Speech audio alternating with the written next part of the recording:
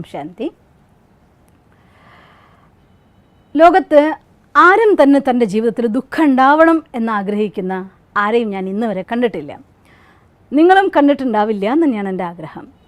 എന്തൊക്കെ വഴികളിൽ മനുഷ്യൻ തിരഞ്ഞെടുക്കുന്നുണ്ടെങ്കിലും, ഈവൻ മറ്റൊരാളെ കൊല്ലാൻ വേണ്ടി തീവ്രവാദത്തിന് ഇറങ്ങുന്ന ആളുകളുടെ കൂടെ അവരെക്കുറിച്ചുള്ളതായിട്ടുള്ള ചിന്താധാരയെക്കുറിച്ചൊന്ന് വായിച്ചു നോക്കിയപ്പോൾ, ഒരാളെ കൊന്നു കഴിഞ്ഞാൽ എനിക്ക് നേരിട്ട് സ്വർഗത്തിൽ പോവാം എന്നതായിട്ടുള്ള തെറ്റിദ്ധാരണ കൊണ്ട്, മീൻസ് ലോകത്തുനിന്ന് അവരുടെ ആശയം മാത്രമാണ് ശരിയെന്ന് വിചാരിക്കുകയും ആ ആശയത്തിലല്ലാത്ത ആളുകളില്ലാത്ത ഒരു ലോകം ഉണ്ടായിക്കഴിഞ്ഞാൽ അത് സ്വർഗമാകുമെന്നും അങ്ങനെ ഒരു സ്വർഗത്തിലേക്ക് നമുക്ക് പോകണം എന്ന് വിചാരിച്ചുകൊണ്ടാണ് അത്രേ പലരും തീവ്രവാദത്തിലേക്ക് ഇറങ്ങി പുറപ്പെടുന്നത്.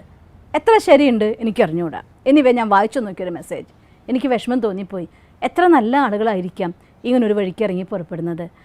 തൻ്റെ ജീവിതത്തിൽ സുഖം എന്നത് ശാശ്വതമാക്കണം എന്നാഗ്രഹിക്കുന്ന വ്യക്തികൾ, കൊള്ളയടിച്ച് പൈസ ഉണ്ടാക്കുന്നവർ, പാപകർമ്മങ്ങളിൽ നിന്ന് പൈസ ഒരു കൂട്ടുന്നവർ, എല്ലാവരുടെയും ജീവിതത്തിലെ ലക്ഷ്യം എന്താണ്? എൻ്റെ ജീവിതത്തിൽ എനിക്ക് സുഖം വേണം, ഞാൻ ആഗ്രഹിക്കുന്ന പോലെയുള്ള എല്ലാ സുഖവും അനുഭവിച്ച് എനിക്ക് ജീവിക്കണം എന്നതാണ്. പക്ഷെ ഒരു കാര്യം മാത്രം മനുഷ്യൻ മറക്കുകയാണ്. ഏതൊക്കെ രീതിയിൽ തൻ്റെ ജീവിതത്തിൽ വഴിയിൽ സുഖത്തിന് പോകുമ്പോഴും, അഥവാ ആ സുഖത്തിന് വേണ്ടിയുള്ള യാത്രയിൽ തൻ്റെ കർമ്മം തെറ്റാണെങ്കിൽ സുഖത്തിന് പകരം അത് സദാകാല ദുഃഖമാണ് മനുഷ്യന്മാർക്ക് കൊടുക്കുന്നത്. അതുകൊണ്ട് ദുഃഖത്തിൻ്റെ ചതുപ്പിൽ നിന്ന്, അഥവാ പാപത്തിൻ്റെ ചതുപ്പിൽ നിന്നൊരു മനുഷ്യൻ രക്ഷപ്പെടണമെന്നുണ്ടെങ്കിൽ തീർച്ചയായും തൻ്റെ വികാരങ്ങൾക്ക് മേലെ മനോനിയന്ത്രണം കൊണ്ടുവന്നുകൊണ്ട് മനസ്സിനെ നിയന്ത്രിച്ച്, ദുർവികാരങ്ങൾക്ക് മേലെ നിയന്ത്രിച്ച് സദോ ഗുണത്തെ ഉണർത്തിയെടുത്താൽ മാത്രമേ സാധിക്കൂ. ഒരു ചെറിയ ഉദാഹരണം ഇന്ന് ഞാൻ നിങ്ങളെടുത്ത് അതിന് വേണ്ടി പറയാൻ ആഗ്രഹിക്കുകയാണ്. ഒരിക്കൽ ഒരു രാജകുമാരൻ്റെ അച്ഛനും അമ്മയും മരിച്ചുപോയി. അച്ഛനും അമ്മയും മരിച്ചതായിരിക്കുന്ന രാജകുമാരനെ അദ്ദേഹത്തിൻ്റെ ആ കുട്ടിയുടെ അമ്മയുടെ ആങ്ങള മറ്റൊരു രാജാവ് അവനെ ദത്തെടുക്കുകയാണ്. ദത്തെടുത്തു എന്ന് പറഞ്ഞുകൂടാ, സ്വന്തം മോനെ പോലെ തന്നെ. ദത്തെടുത്ത പുത്രനായിട്ടല്ല, അദ്ദേഹത്തിനൊരു പുത്രൻ ഉണ്ടായിരുന്നു. ഇവനും സ്വന്തം മകനായി കൊണ്ടുകൊണ്ട് തൻ്റെ കൊട്ടാരത്തിൽ കൊണ്ടുവന്ന് വളർത്തുകയാണ്. രാജകുമാരന് കൊടുത്ത എല്ലാ സുഖവും സൗകര്യങ്ങളും വിദ്യയും സാധനങ്ങളൊക്കെ ഈ കുട്ടിക്കും അദ്ദേഹം കൊടുത്തുകൊണ്ടിരിക്കുന്നുണ്ടായിരുന്നു. പക്ഷേ എന്തോ ഒരു കാരണം ഈ കുട്ടിയുടെ ഉള്ളിൻ്റെ ഉള്ളിൽ എനിക്ക് രാജാവാനാവില്ല, നാളെ രാജാവാവണമെങ്കിൽ ഏതെങ്കിലും കാരണവശാൽ എനിക്ക് ഒന്നുകിൽ ഈ മകനില്ലാതാവണം, അല്ലെങ്കിൽ അദ്ദേഹത്തെ ആക്രമിച്ച് കീഴടക്കിയിട്ടാണെങ്കിലും എനിക്ക് രാജാവാവണം എന്ന മോഹം അതിയായിട്ട് വരികയാണ്.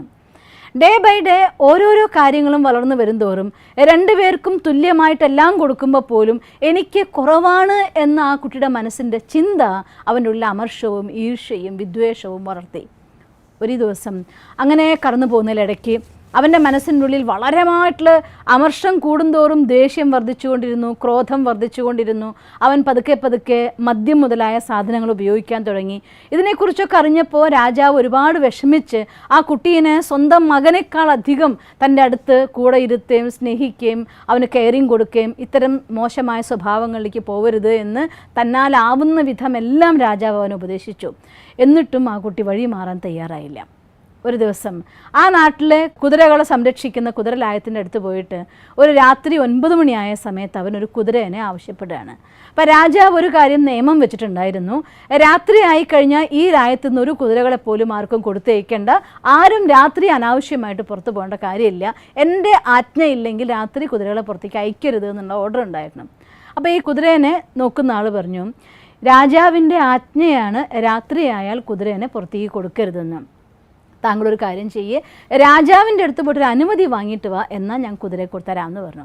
അപ്പോൾ ഇവന് ഭയങ്കര ദേഷ്യം പിടിച്ചു. രാജാവിൻ്റെ അനുമതിയുടെ ആവശ്യം എന്താ? ഞാൻ ആരാന്നുള്ള കാര്യം നിനക്കറിയാലോ. ഞാനൊരു കുതിര എടുക്കുന്നതിന് ഒരിക്കലും രാജാവ് തടയില്ല എന്ന് എനിക്ക് ഉറപ്പാണ്, കുതിരയെ തന്നേ തീരുമെന്ന് പറയും. അപ്പോൾ അദ്ദേഹം പറയും, ഒരു കാരണവശാലും പറ്റില്ല, എൻ്റെ പ്രാണനുള്ളിടത്തോളം കാലം രാജാജ്ഞ പാലിക്കുക എന്നുള്ളത് എൻ്റെ ധർമ്മമാണ്, അതുകൊണ്ട് ഞാനത് വിട്ടു തരില്ല എന്ന് പറയും. ദേഷ്യം പിടിച്ച് അവൻ വാളെടുത്ത് അയാളെ തല വെട്ടിയിട്ടു. ആ ഒറ്റ സെക്കൻഡിൽ തല താഴെ വീണ് പിടച്ച അയാൾ മരിക്കുമ്പോഴാണ് അവൻ തൻ്റെ കർമ്മത്തെക്കുറിച്ച് ബോധവാനാകുന്നത്. ആ നിമിഷം വരെ അവന് തൻ്റെ അധികാരമല്ലാതെ മറ്റൊരാളെ കീഴിൽ ഞാൻ ജീവിക്കുന്നു എന്നതായിട്ടുള്ള അമർഷം അവൻ്റെ ഉള്ളിൽ പതഞ്ഞു വന്നതായിരിക്കുന്ന ക്രോധം കൊണ്ട് എന്താ ചെയ്യുന്നത് എന്നുള്ള കാര്യത്തെക്കുറിച്ച് അവന് ബോധം ഉണ്ടായില്ല. അയാളുടെ തല നിലത്ത് വീണു ഉരുണ്ടു. അയാൾ മരിച്ചു കിടക്കുമ്പോഴാണ് അവന് ബോധം വന്നത്.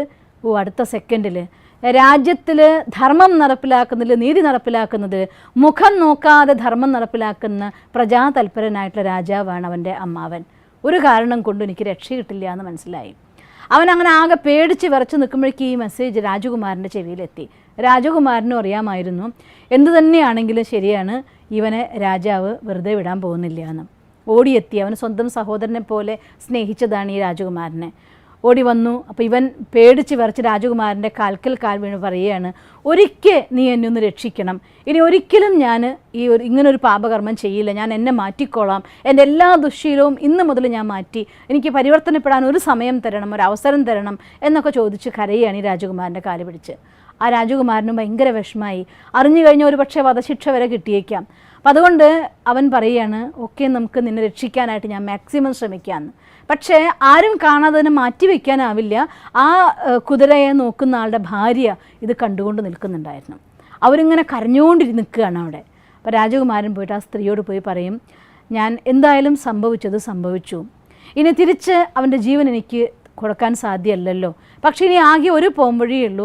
നിൻ്റെ മക്കളുടെയും നിൻ്റെയും ജീവിതാവസാനം വരെയുള്ളതായിട്ടുള്ള എന്തെല്ലാം സുഖലോലുപതയ്ക്ക് വേണ്ട സാധനങ്ങൾ വേണോ നിൻ്റെ ഭർത്താവ് നോക്കിയതിനേക്കാൾ ഒരുപാട് കൂടുതൽ ഞങ്ങൾ നിനക്ക് തരാൻ തയ്യാറാണ്, നിന്നെ ഞാൻ സംരക്ഷിച്ചോളാം, ഇതെൻ്റെ വാക്കാണ്.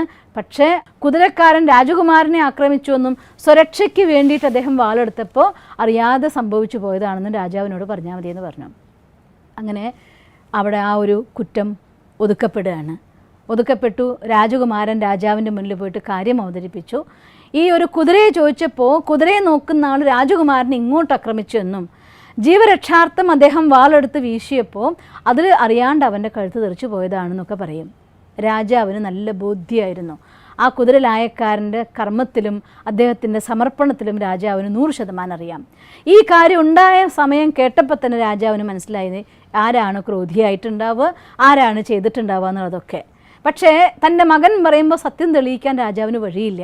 ഉടനെ രാജാവ് പറയുകയാണ്, ഇങ്ങനെ ഒരു ക്രോധിയായിരിക്കുന്ന ജോലിക്കാരനായിരുന്നു അവനെങ്കിൽ അവൻ്റെ ഭാര്യയും മക്കളും കൂടി ജീവിക്കാൻ യോഗ്യതയില്ലാത്തവരാണ്, അതുകൊണ്ട് അവൻ്റെ ഭാര്യനെയും മക്കളെയും കൂടി കൊന്നു കളഞ്ഞോളാൻ പറയുകയാണ്. ഈ സ്ത്രീനെ പിടിച്ചു കെട്ടി രാജാവിൻ്റെ മുന്നിൽ കൊണ്ടുവന്നു. തൻ്റെ ജീവൻ പോകുമെന്ന് ഭയപ്പെട്ടപ്പോൾ ആ സ്ത്രീ സത്യസന്ധമായിട്ട് എല്ലാ കാര്യങ്ങളും തുറന്നു പറഞ്ഞു. തൻ്റെ കയ്യിൽ കൊടുത്തതായി കിട്ടിയ സ്വർണ്ണ നാണയങ്ങൾ രാജാവിന് കാണിച്ചു. ഇങ്ങനെ രാജകുമാരൻ പറഞ്ഞതുകൊണ്ടാണ് ഞാൻ ഇങ്ങനെ ചെയ്തത് എന്ന് പറഞ്ഞു. രാജാവ് സത്യം പുറത്തു കൊണ്ടുവരികയും ശിക്ഷ എല്ലാവർക്കും വേണ്ട വിധം നടപ്പിലാക്കുകയും ചെയ്തു. എപ്പോഴാണോ തൻ്റെ മനസ്സിൻ്റെ ഉള്ളിൽ ലോഭം രജോ ഗുണി അവസ്ഥയിലുള്ളത്, എന്നുവെച്ചാൽ അർത്ഥം എനിക്ക് ക്രോധമുണ്ട്, ലോഭമുണ്ട്, എല്ലാ മനുഷ്യന്മാർക്കും അറിയാം ക്രോധമുണ്ട് എനിക്ക്, എന്നുവെച്ചാൽ അർത്ഥം ചില സാധനങ്ങളോട് നമുക്ക് ഇഷ്ടം ഉണ്ടാവും, ലോഭം ഉണ്ടാവും, നമുക്ക് ചില വ്യക്തികളോട് പ്രത്യേക അറ്റാച്ച്മെൻറ്റ്, മോഹം ഉണ്ടാവാം, അഹങ്കാരം, ഇതൊക്കെ ഇന്ന് ചെറിയ ചെറിയ അളവുകളിൽ ഇല്ലാത്ത ഒരു മനുഷ്യന്മാർ ഈ ലോകത്തുണ്ടാവില്ല.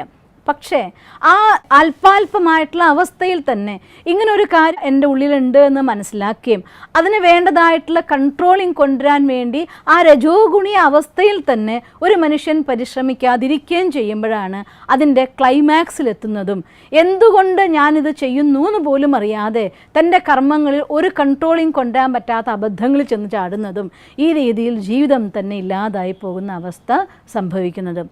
അതുകൊണ്ട് സ്വയം നമ്മുടെ ഉള്ളിൽ എന്താണ് ഉള്ളത് എന്ന് തിരിച്ചറിഞ്ഞുകൊണ്ട് നമ്മുടെ രജോ ഗുണി തമോ ഗുണി അവസ്ഥകളിൽ നിന്ന് മാറ്റി ആത്മാവിലെ സതോ ഗുണം, അതായത് സപ്തഗുണങ്ങളെ ഉണർത്തിയെടുക്കാൻ വേണ്ടതായിട്ടൊരു പുരുഷാർത്ഥം ഈ കലിയുഗത്തിൽ, കാരണം ഒരു ലോകത്തൊരു നാട്ടിൽ നമ്മൾ ജീവിക്കുമ്പോൾ പല പ്രോഗ്രാംസിൽ നിങ്ങൾ കണ്ടിട്ടുണ്ടാവും, നമ്മുടെ ചുറ്റും ജീവിക്കുന്ന 5 ആളുടെ പ്രഭാവം തീർച്ചയായിട്ടും നമ്മുടെ ഉള്ളിൽ ഉണ്ടായിരിക്കും. ഞാൻ ഇടപെടുന്നതായിട്ടുള്ള 5 ആളുടെ ഉള്ളിൽ ഒരുപാട് ഇറിറ്റേറ്റീവ് ആയിട്ടുള്ള ആളുകളാണെങ്കിൽ വൈകുന്നേരം ആകുമ്പോഴത്തേക്കും നമ്മുടെ മൂഡ് അതുപോലെ ഇറിറ്റേറ്റഡ് ആയിട്ട് മാറും. ഞാൻ ജീവിക്കുന്ന എൻ്റെ വീട്ടിലുള്ള ആളുകൾ ഒരുപാട് ദേഷ്യവും ഇറിറ്റേഷൻ ഉള്ളതായിട്ടുള്ള സംസ്കാരമുള്ളവരാണെങ്കിൽ അധികം വൈകാതെ നമ്മുടെ സംസ്കാരം ആ രീതിയിലേക്ക് മാറ്റപ്പെട്ടു എന്നുള്ളതിലല്ല, അതിൻ്റെ സ്വയം നിയന്ത്രണമില്ലാത്ത ഒരവസ്ഥ വന്നു ചേരുമ്പോൾ ബന്ധങ്ങൾ തകർന്നു പോകുന്നു, അറിയാതെ പലരെയും നമ്മൾ ഉപദ്രവിച്ചു പോകുന്നു, അനാവശ്യമായിട്ട് ജയിലിൽ പോകേണ്ടി വരുന്നു, ജീവിതങ്ങൾ താറുമാറായി പോകുന്ന അവസ്ഥ കാണാം. അതുകൊണ്ട് വേനൽക്കാലത്ത് കുട പിടിച്ചിട്ട് വെയിലത്തിറങ്ങും പോലെ മഴക്കാലത്ത് മഴക്കോട്ടിട്ടിട്ടോ കുട പിടിച്ചോ നമ്മൾ പുറത്തിറങ്ങി മഴയിൽ നനയാതെ അവനവനെ സംരക്ഷിക്കും പോലെ ഈ കലിയുഗത്തിൽ ജീവിക്കുമ്പോൾ ഇത്തരം ദുർവികാരങ്ങളാകുന്ന മഴയിൽ നനയാതിരിക്കാൻ വേണ്ടതായിട്ടുള്ള റെയിൻ കോട്ടാണ് മെഡിറ്റേഷൻ. അതുകൊണ്ട് സ്വയം ഞാൻ ആരെന്ന് തിരിച്ചറിഞ്ഞ് എൻ്റെ ഉള്ളിലുള്ളതായിരിക്കുന്ന ദുർവികാരങ്ങൾക്ക് മേലെ സദ്ഗുണങ്ങൾ കൊണ്ട് കൺട്രോളിങ് കൊണ്ടുവന്ന് നമ്മുടെ സദോഗുണി സംസ്കാരത്തെ ഉണർത്തിയെടുത്താലേ ഈ കലിയുഗത്തിൽ വിജയപ്രദമായി സുഖകരമായ ഒരു ജീവിതം നയിക്കാൻ നിങ്ങൾക്ക് സാധിക്കുള്ളൂ. അതുകൊണ്ട് കഴിയുമെങ്കിൽ നിങ്ങളുടെ വീടിൻ്റെ തൊട്ടടുത്ത രാജയോഗ മെഡിറ്റേഷൻ സെൻറ്ററിൽ പോകണം. അവിടെ പോയിട്ട് രാജയോഗ മെഡിറ്റേഷൻ പഠിക്കൂ. ഫീസ് ഒന്നുമില്ലാതെ പഠിക്കുക. ഞാൻ അതൊരു 1000 തവണ പറഞ്ഞു കഴിഞ്ഞിട്ടുണ്ടായിരിക്കും പല പ്രോഗ്രാംസിലുമായിട്ട്. ഒരിക്കൽ കൂടി ഞാൻ വീണ്ടും പറയുകയാണ്, മെഡിറ്റേഷൻ പഠിച്ച് വരാൻ പോകുന്ന കുറച്ചുകൂടെ മോശമായിരിക്കുന്ന കലിയുഗത്തിൻ്റെ അന്തരീക്ഷത്തിൽ നമ്മൾ സ്വയം പ്രൊട്ടക്റ്റ് ചെയ്യാനുള്ളതായിരിക്കുന്ന റെയിൻകോട്ടായി അഥവാ കുടയായി അഥവാ കവചമായി മെഡിറ്റേഷനിലൂടെ പോസിറ്റീവ് എനർജിയെ ഉണർത്തിയെടുത്ത് ജീവിക്കാൻ നിങ്ങൾക്ക് സാധിക്കട്ടെ എന്ന് ഞാൻ സർവശക്തനായ ഭഗവാനോട് പ്രാർത്ഥിക്കുന്നു. ഓം ശാന്തി. ദിവസം തോറും ജീവിത വിജയങ്ങൾക്ക് വെളിച്ചം വീശുന്ന പുത്തൻ വീഡിയോകൾക്കായി ഞങ്ങളുടെ യൂട്യൂബ് ചാനൽ സബ്സ്ക്രൈബ് ചെയ്യൂ. നോട്ടിഫിക്കേഷൻ ലഭിക്കുന്നതിനായി ബെൽ ഐക്കൺ ക്ലിക്ക് ചെയ്യൂ. ഒപ്പം ഞങ്ങളുടെ ഫേസ്ബുക്ക്, ട്വിറ്റർ, ഇൻസ്റ്റാഗ്രാം പേജുകൾ ഫോളോ ചെയ്യൂ. നന്ദി.